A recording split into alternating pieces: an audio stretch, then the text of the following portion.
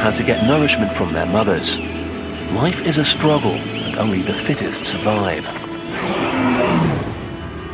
Human and animal offspring do have some things in common, but a human child is ill-equipped to face the world on its own. So if a child is removed from its parents and the comforts of home, could it survive? And is it possible that in the absence of its own mother, a nurturing monkey would step in? We've all heard this sort of story before. Tales of so-called feral children who live in the wild, often as part of a family of animals. But are these stories real? Would I rule it out? No. It may be possible, it may have been possible, it may have happened. My gut instinct is to say some are probably real and some are not. Although rare, tales of wild children have appeared all over the world. Oksana Malaya, known as the Ukrainian dog girl, lived for years with a pack of dogs. In South Africa, a boy named Lucas allegedly spent his childhood in the care of a troop of baboons. Amala and Kamala were a pair of Indian girls who local police found sleeping in a wolf den. These stories are intriguing and oddly compelling, but what's the truth behind feral children? The word feral has many different meanings, but here we're using it in the sense of children who either reared themselves without human companionship, or more likely were reared by some form of animal. Dr. Douglas Candland has studied the phenomenon of feral children and their alleged interactions with wild animals. He's examined hundreds of reported cases and says that most rely on eyewitness accounts and have certain elements in common. We all said the child had no recognizable speech. The child did not like to eat cooked food. The child walked on all fours.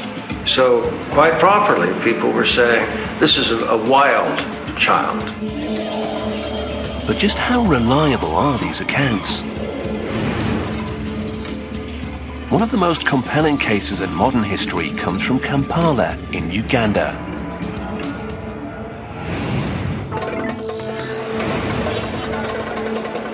Kampala is home to over 1 million people who, like most city dwellers, face a sometimes difficult commute to work. But one wrong turn on these dusty roads can lead to some of the world's thickest jungle. 2 hours south of Kampala, on the edge of Africa's untamed forests, lies Bombo Village. It was here, in 1991, that a remarkable story emerged.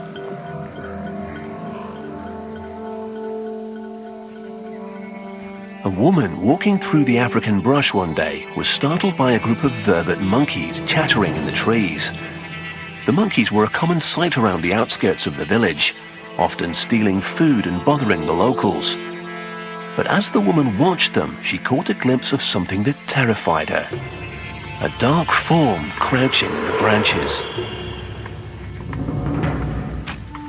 The creature that caused her to run was a human boy. Later, when the woman realized what she'd seen, she went back into the jungle and brought the child home.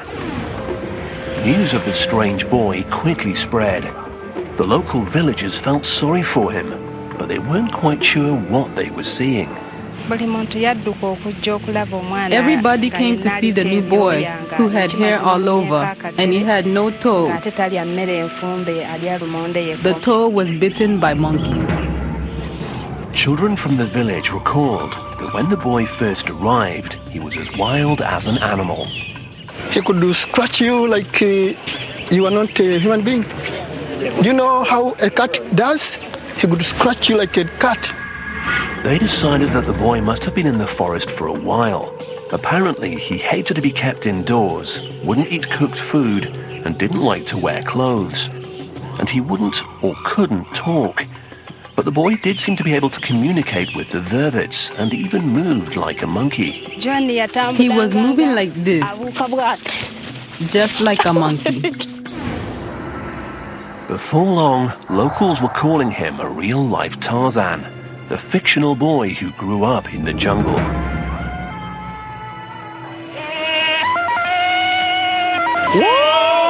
wow.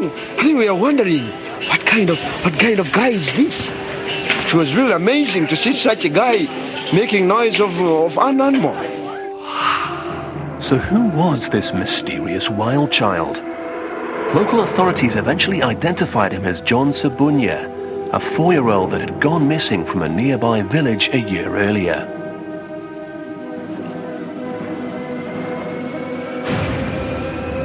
To this day, the villagers believe it was the monkeys that helped this defenseless child to survive alone in the wild. It's a romantic notion, but is this really what happened? Perhaps the only way to find out for sure is to ask John Sabunya himself what he remembers. When it comes to stories of feral children, it's often hard to separate fact from fiction. Most of the cases occur in remote areas, where the details are poorly documented. And then there's the input of the media.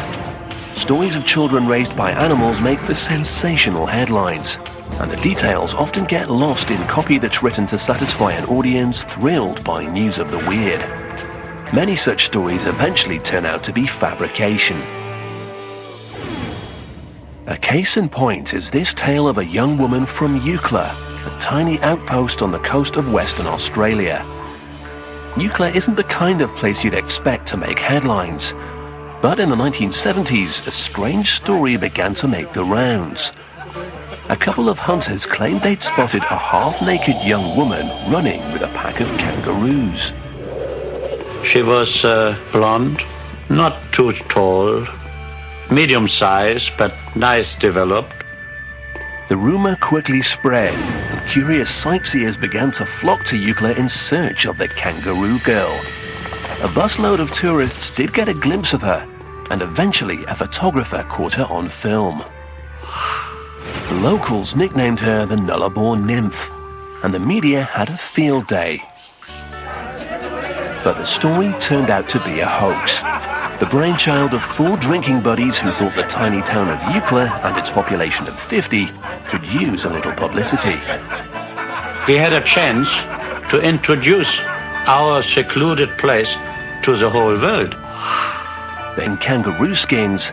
Then as the tour buses came into town, the boys would cue the kangaroo girl. And then Denise ran across the roads. All in all, a harmless bit of deception. Nobody was hurt. Nobody died. No kangaroo got killed. So why not make a nice story? The perpetrators of the kangaroo girl hoax capitalized on the fact that people are fascinated by shocking and sensational stories. And plenty of people bought into this one. But what about other famous wild child stories? Could they be real?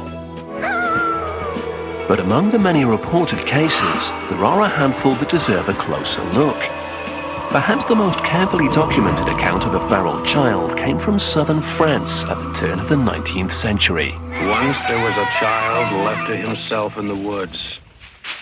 This is a 1970s movie trailer for Francois Truffaut's film Wild Child. It dramatized the story of Victor of Aveyron and was based on eyewitness accounts of the day. Proof of the animal in all of us. One cold morning, just a few days into the year 1800, the citizens of a southern French village woke to find that a wild-looking boy had appeared from the nearby woods. Some villagers claimed to have glimpsed him before, and local legend had it that he'd lived in the woods from an early age. That winter had been particularly bad, so perhaps the boy had been drawn to the village looking for something to eat. Eventually, he was taken in by a budding psychologist, Dr. Jean-Marc Gaspard Dittard, who gave him the name Victor. Like John Sabunya, Victor wasn't able to communicate with humans. He disliked clothes, wouldn't eat the food prepared for him, and seemed to prefer the outdoors. We know a lot about Victor because his rehabilitation was closely followed by the leading scientists of the day, who were embroiled in an age-old and fundamental debate. What does it mean to be human? Will a child raised in the wild become a man or a beast? Will a boy living with wolves become wolf-like, or is he hardwired to be human? Are we essentially the product of nature or nurture? Dr. Adriana Benzaken, an author and Mount St. Vincent University professor, believes that the driving force behind the scientific interest in feral children centers around the old debate of nature versus nurture. Some scientists believe that to study human nature, you had to somehow peel everything that had been added by society, by education, and get to the core, get to the natural man. How could you do that? The simplest way to do this would be to take a child, deprive it of any human contact, and see how it develops. But of course, this would be illegal, never mind unconscionable. Indeed, the very idea became known as the forbidden experiment.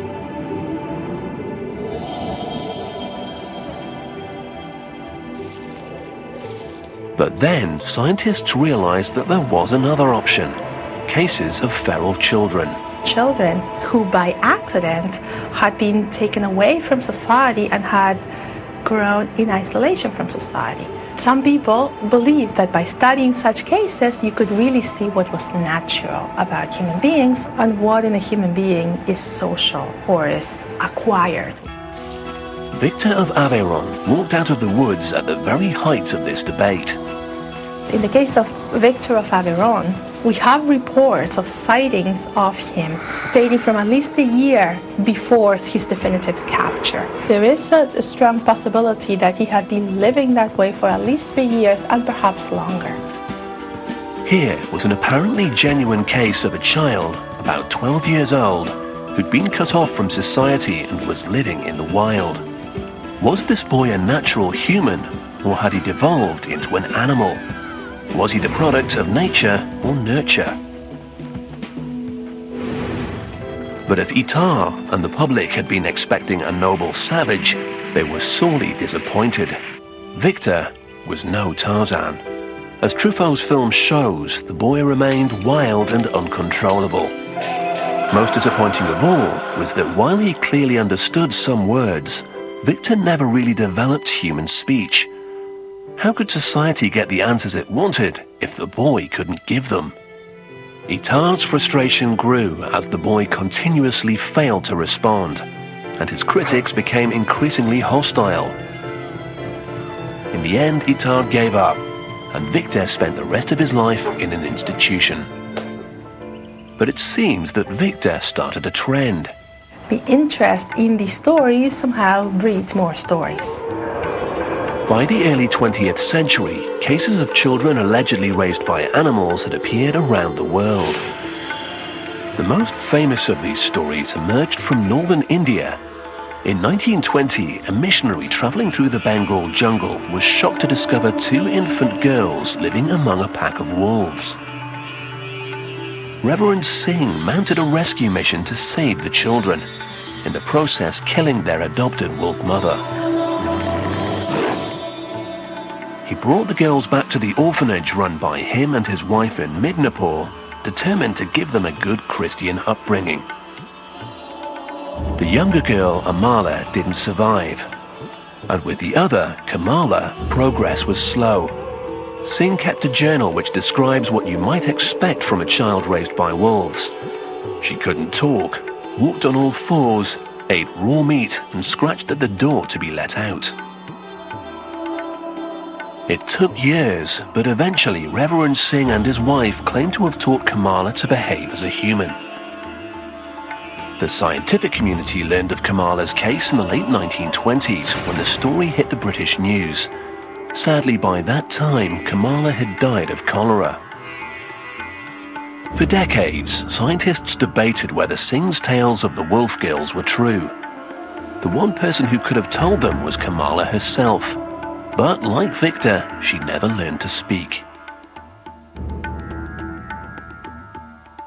This appears to be a common theme. Few, if any, children who grow up in the wild are reported to ever learn language. Scientists now believe that nearly all babies are born with the ability to learn to speak. But in order to master language, they have to hear it during their formative years. For Victor of Aveyron and Kamala, the window of opportunity may have closed during their time in the wild, away from human contact. The same appears to have been true of John Sabunya in Uganda. Although the facts of his early childhood are unclear, it appears that the boy was deprived of human contact for a period of between 6 months and a year. When the young child was brought out of the jungle and into the Ugandan village as a frightened wild boy, he too had trouble making himself understood. When he was annoyed, he used to make a lot of noise, crowing like an animal. His behaviors were different from ours. And then we wanted to know how is this boy communicating. He never knew how to speak, really. So did John ever learn to speak?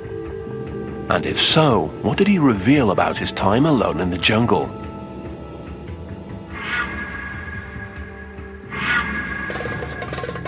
No one seemed to know exactly how long John Sabunya lived in the Ugandan wilderness before he was rescued. But what is clear is that during that time, and isolated from all human contact, he apparently lost the ability to communicate with people.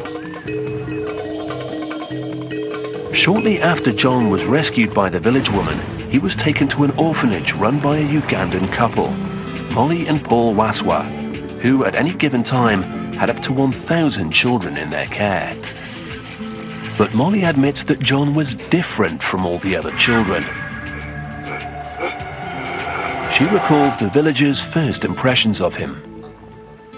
People were surrounding him, he looked like some people wanted to have a look at him and laughing at him and thinking that he's a monkey boy.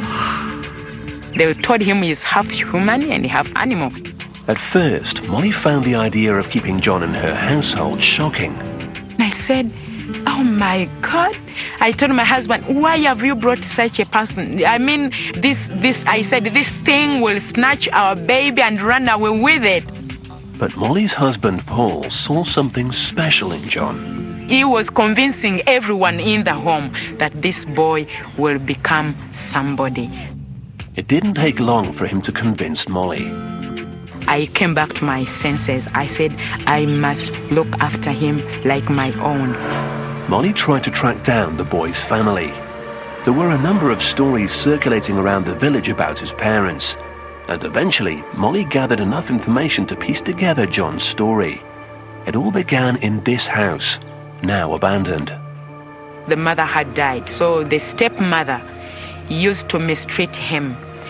And somebody also said that this stepmother might have used some African charms to bewitch him, and he had to run away from home. Just 4 years old, John left his house and ran into the darkness of the jungle. Molly believed that it was here, nestled among the trees, alone and helpless, that John came face to face with the vervet monkeys. But as frightening as that experience must have been for John, running away from home was the beginning of a new life. 12 years later, John Sabunya is living happily with his new family. Now 17 years old, he still lives at the orphanage.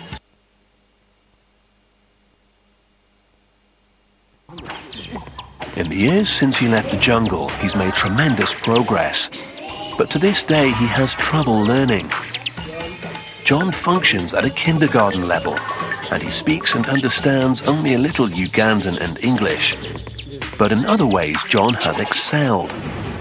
His love of running led Molly and Paul to enter him in the Special Olympics, and this has now become a passion. One of the key people in John's life is Solomon M. Weber, who acts as his big brother and mentor. Over the years, Solomon has learned to interpret John's broken language. John has become used to the urban world of Kampala. But we've asked Solomon to bring John back to the place where he was first found, to see if he remembers anything about his time in the wild. John's a bit nervous, but there's one thing he remembers clearly.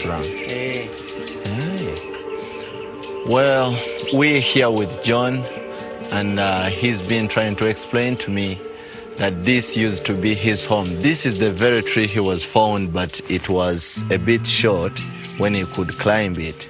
So this is the very tree where he was found. Solomon asks what else John remembers.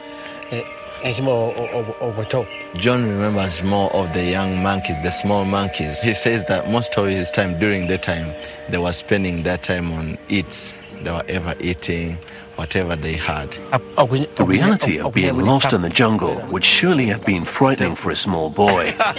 But that isn't what John seems to remember. Instead, he recalls playing with the monkeys. John says that when he was with the small monkeys, they used to hide and each one had to go and look for another one. So they were playing. It was kind of their game. So that's the thing they used to do. Eating and playing are what we might expect of the memories of a 4-year-old child. But are these memories real? And would monkeys that encountered a young child in the woods really take care of him? John isn't the only child allegedly raised by monkeys. In the early 1900s, a notorious story emerged from South Africa.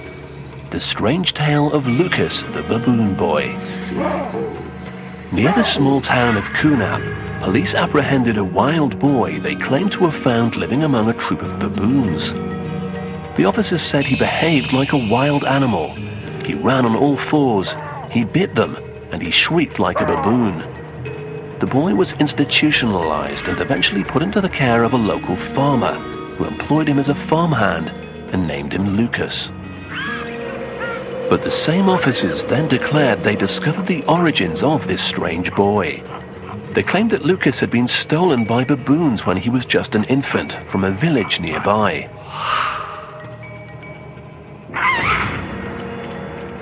The case caused a sensation in the international media, and scientists were skeptical but intrigued. Renowned anthropologist Dr. Raymond Dart even sent a colleague to Kunap to interview the then adult Lucas, in an attempt to see if there was anything behind the claims that he was the real-life Tarzan of South Africa. The idea of baboons raising a human infant sounds pretty far-fetched to 21st century experts, not least because we now know that baboons can be fearsome predators and their troops enforce a strict social order. But there are several modern-day incidents caught on tape that suggest other higher primates might at least protect a human child. In 1996, a 3-year-old boy fell into the gorilla pen at the Brookfield Zoo in Chicago. Keepers tried to drive the gorillas back from the unconscious child. The crowd watched in horror as they saw Binti, the dominant female of the group, pick him up. But instead of harming him, Binti protected the boy, holding him in her arms until human help arrived. The images are compelling, but holding an unconscious child isn't the same as caring for another species. Dr. Stephen Sumi from the National Institute of Child and Human Development in Maryland studies the biobehavioral development of another primate species, the rhesus monkey, and he thinks the idea of cross-species nurturing is a theoretical possibility. We know that rhesus monkeys will form relationships with other animals, dogs, wild cats, horses, so it's possible, I would think, in theory, for these monkeys to form relationships with people over the long term as well. Dr. Sumi has observed a distinct pattern of response from the monkeys when it comes to human contact. The monkeys that we study here know all of the caretakers, they know the veterinarians, they know the individuals who collect data. They make decisions regarding the gender of the human they're interacting with, so they're more cautious around adult males than they are around adult females. And they make great differences in terms of the age of the humans that they're interacting with. And most interesting is the reaction of the monkeys to children. When my staff members bring their young children to watch the monkeys over the weekend, the monkeys go crazy, the adult males go through rituals as if to try to entice these little kids to join their group, whereas they wouldn't give adult humans any bit of their time or energy. But Ugandan expert Peter Appel is highly skeptical that any primate would nurture a human child in the wild. He thinks the zoo incident is an aberration. From what I know about animal behavior, that is a very unique case because their innate instinct would be to attack or kill this infant. Peter Appel is a veterinarian and Ugandan wildlife specialist. He works with a variety of primates, including vervet monkeys, the species that supposedly cared for John. And Appel has a slightly less romantic explanation as to how John survived with the monkeys. Vervets are by nature a trash species. They collect much more than they could eat. So probably what happened in this instance is that John survived on the leftover food that the vervets must have been collecting and couldn't finish. John would probably pick what was left over of that. This shifts the interpretation of the relationship between John and the monkeys. It was perhaps not the vervets that cared for John, but John who used them to survive. And as Peter explains, there's a clear difference between tolerance and caretaking. To be nurtured means that you will be fully accepted into the structure of the society. John being human, it's very unlikely that he was nurtured. He could have been accepted or even just tolerated. Nurturing is not possible. But what led the 4-year-old boy to the monkeys in the first place? Was it human survival instincts, a need for food, or was he in search of physical contact? Part of the allure of the wild child myth is the bond that occurs between human and animal. This is what makes these stories so compelling. But would a child deprived of human contact actually substitute an animal for a parent? Several recent cases seem to suggest they would. In the early 1990s, a story emerged from the Ukraine of a young girl living on a rundown farm. Her name was Oksana Malaya, and she was apparently raised by dogs. According to this Russian television report, Oksana was just 3 years old when her alcoholic parents first left her outside with the dogs. For 5 years, she slept in a kennel and lived as a dog, running on all fours, barking and eating with her canine companions. To observers, it seemed as though the young girl had turned to the dogs for affection when her abusive parents failed her. And Dr. Charles Nelson III, a professor of pediatrics at Harvard Medical School, believes they could be right. It may be that we humans are genetically programmed to seek affection, or at the very least, a stable relationship with another living thing. The question of whether we're hardwired to seek affection is a very interesting one, and the answer seems to be yes. In the case of Oksana, if this little girl was just left with dogs, she's going to form a relationship with those dogs. If we have this biological imperative to form a relationship, if your only option is a dog, you'll form a relationship with the dog. This biological imperative may well be a human survival mechanism. Although we're totally dependent at birth, we're genetically programmed to ask for help, because engaging a caregiver means we're likely to get the things we need to survive, like food and warmth. So it's possible that in the absence of a parent, a feral child might interact with an animal in the same way. John Sabunya sought the company of monkeys and in return got enough food to survive. And Oksana Malaya looked to a pack of dogs for comfort, and they provided warmth. Oksana was finally rescued at the age of 13 and placed in a foster home. But what effect does this kind of extreme experience have on a child? Modern science has discovered that a young child's brain is highly impressionable. The developing brain cells are primed and ready to be sculpted into crucial neurological centers. One bundle of cells will become the language center, while others will govern the senses, emotions, and personality. The sculptor is the youngster's environment, everything they see, hear, and experience. When you see a parent interacting with a child, not only are you seeing a happy baby, but you're seeing this sculpting process at work, hardwiring healthy neurons to build a biologically balanced brain. One of the things we know about brain development is that the brain depends critically on experiences. For it to grow and develop normally, it assumes that the environment is going to support it, presenting all kinds of experiences to the child. If those experiences are absent or abnormal, then you assume that the wiring of the brain has become abnormal or miswired. From the age of 3, Oksana was exposed to predominantly canine experiences, and as a result, she learned to act and respond like a dog. And John Sabunia apparently lost the critical learning and speech ability during his time in the jungle. That sensitive period, those first 3 to 5 years, are really an essential point in development for the brain to get wired correctly. If the brain has been miswired early on, it's like having a bad foundation to a house.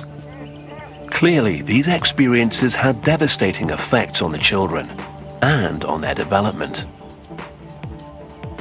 But despite the appalling treatment she received from her parents, Oksana appears to have adjusted to her new environment. This 2001 interview on Russian television demonstrates that she's learned to speak. What makes you most happy? I like to run around like a dog, to bark and howl. Why? It is my nature. Scientists now understand that a child's brain has a remarkable ability to adapt and even rewire, depending on the length and severity of the experience and the age at which it took place. So what about John? As part of his work on feral children, Dr. Douglas Candland has followed John Sabunya's progress for years. He's now returned to Uganda to re-interview John as a 17-year-old, to see what, if anything, he can remember about his time with the vervet monkeys. Good to see you. It has been a long time. Candland first met John about 6 years ago, when he was still a young boy and had difficulty communicating. He's delighted to see that John has lost his inhibitions and even become an entertainer. But as a scientist, Dr. Candland still has questions about John's story. People's first question is this a true story? Nobody has exactly the same story, but everybody has the same theme. The recurring theme, based on the memories of a 4-year-old, is that John ran away from home and was adopted by the monkeys. Candland wants to examine John's story from the perspective of an animal behaviorist to ascertain exactly how John interacted with the vervets. He's asked John, with Solomon at his side, to piece together what he remembers.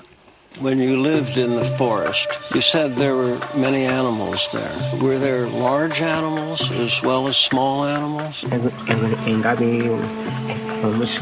He said that there were big monkeys and small monkeys. There were also snakes and antelope and some other animals. Can you show me the monkeys that you saw there? Well, he said that the first 2, he saw them. John has no trouble identifying the vervets, but Candland wants to establish how John fitted into the complex hierarchy of the vervet community. Vervet monkeys will spend the afternoon grooming each other. It's about establishing a relationship. It's kind of like talking among human beings. Did you groom monkeys? Well, the monkeys groomed each other, but not John. This suggests that John was a bystander, not a part of the monkey group. Next, Candland tests the theory that John wasn't fed by the monkeys, but rather scavenged for their leftovers. Do you mean they threw food and you collected it? But according to Solomon, John is emphatic about this.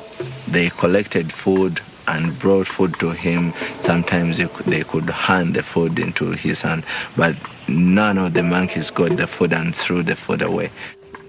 John and Solomon also tell Dr. Candland that the monkeys brought water to him.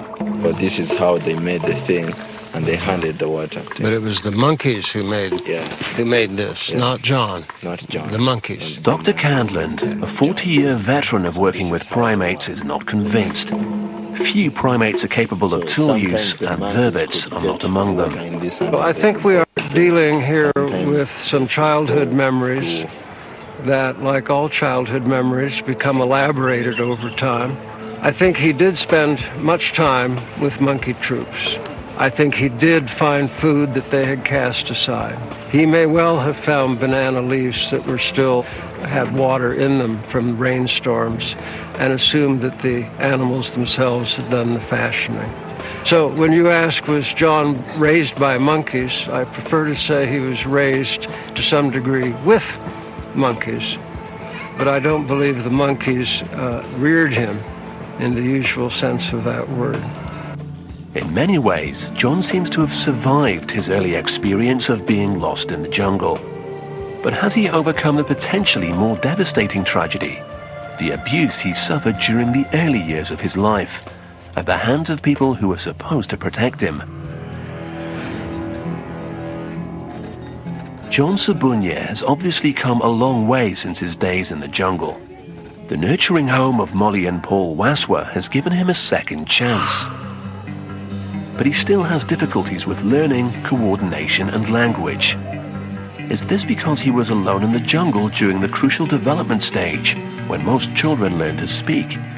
Or has something else affected John's recovery?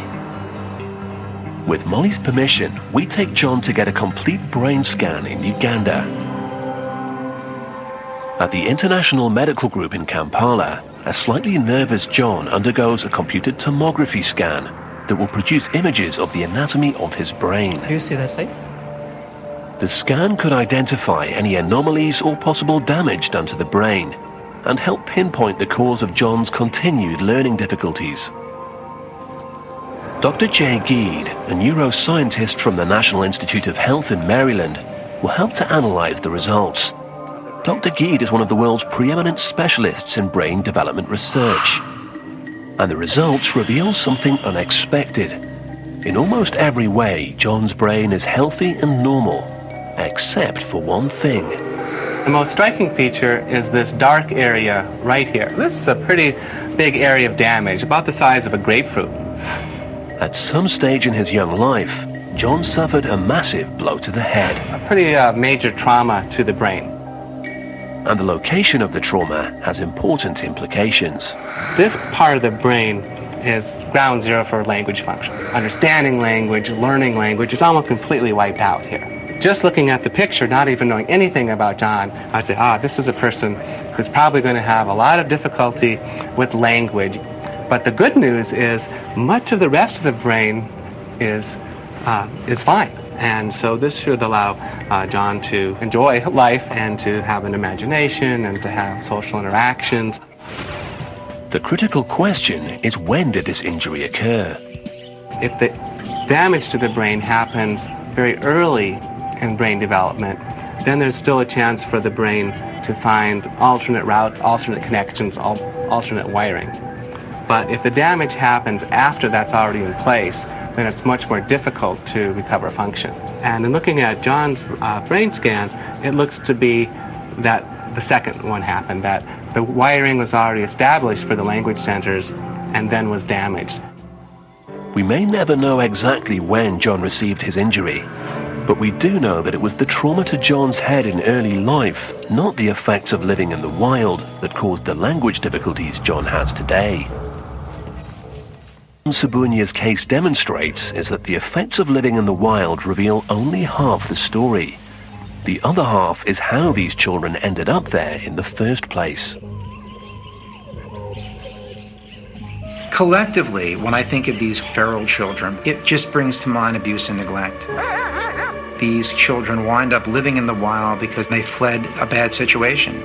And that makes it more difficult to understand how that living in the wild will affect their brain development or the behavioral development, because they led off life with a pretty bad beginning. This was clearly the case for Oksana, neglected by her alcoholic dysfunctional parents. And while we don't know exactly what happened in John's house in Uganda, there's a very real possibility that he was physically abused and driven out of his home. On closer examination, many famous wild child cases come down to parents who have abandoned their unwanted offspring. This may even have been what happened to Victor of Aveyron. In Dr. Itard's notes, he mentions a straight-edged scar on the boy's throat. Perhaps someone took the young child out into the woods and tried to end his life. Historically, it was not uncommon for parents to abandon children born with mental or physical disabilities. This is most certainly the explanation behind one famous case, that of Lucas, the boy allegedly raised by baboons. On closer inspection, scientists discovered that the boy was severely handicapped and had been abandoned by his family at birth. He spent his early years in various institutions before running away at about 13 years old. The baboon story was clearly a fabrication that had been imposed on the reality of a child with severe disabilities or abnormalities. And once the rumor had been started, several people reaped the benefits. For years, the farmer George Smith and the officers that originally found Lucas perpetuated the myth and cashed in on the sensational story. There's a similar explanation behind the other famous case of the time, that of Amala and Kamala in India. The reported story told how Reverend Singh had found the girls living with wolves in the jungle of Bengal. But later interviews with local villagers revealed a very different story. It turned out that he came through with a hunting party every year at the same time, told the villagers he was looking for orphans to take to his orphanage. It doesn't take too much imagination to imagine some parents saying, "We have two badly retarded daughters who are going to be a huge drain on our limited resources, and this man is offering to take them to an orphanage." So what might happen is that they were left in a place where the fellow huntsman knew